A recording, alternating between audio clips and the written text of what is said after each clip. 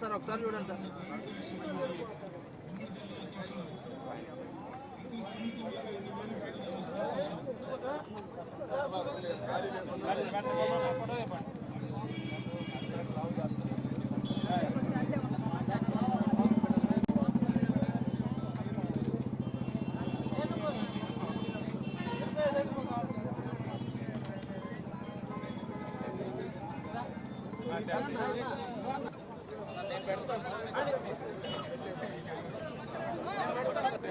అందరికీ నమస్కారం. ఈరోజు భారతదేశంలోనే అత్యున్నతమైనటువంటి రాజ్యాంగ సృష్టికర్త డాక్టర్ బిఆర్ అంబేద్కర్ గారి 135వ జయంతి సందర్భంగా ఆ మహనీయునికి నివాళులు అర్పించడం ఎంతో గర్వకారణంగా ఉంది.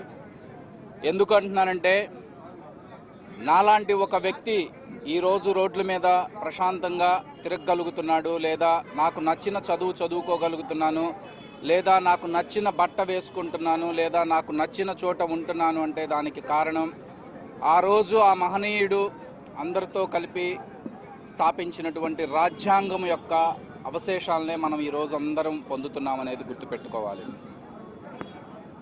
రాజ్యాంగంలోని ప్రతి పేజీ కూడా దేశంలోని ప్రతి పౌరునికి కొన్ని ప్రాథమిక హక్కులు కల్పించింది.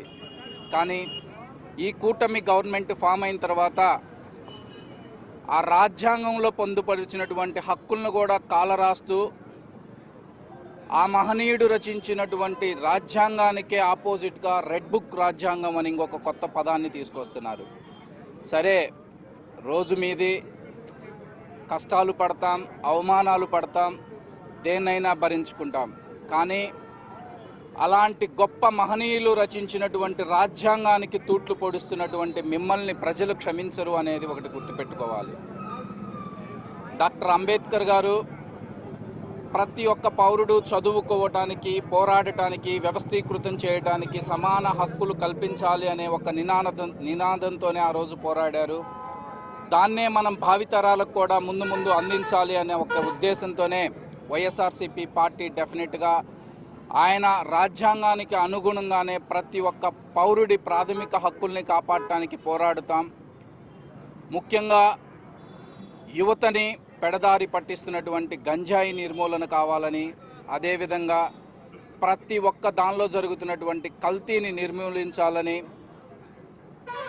దేశంలో అదేవిధంగా రాష్ట్రంలో జరుగుతున్నటువంటి చాలా అన్యాయాలను ఎదుర్కోవటానికి ప్రజలందరికీ మనోధైర్యం నింపటానికి కూడా వైఎస్ఆర్సీపీ పార్టీ ఎప్పుడు రెడీగా ఉంటుంది అని మీ అందరికీ తెలియజేస్తున్నాను.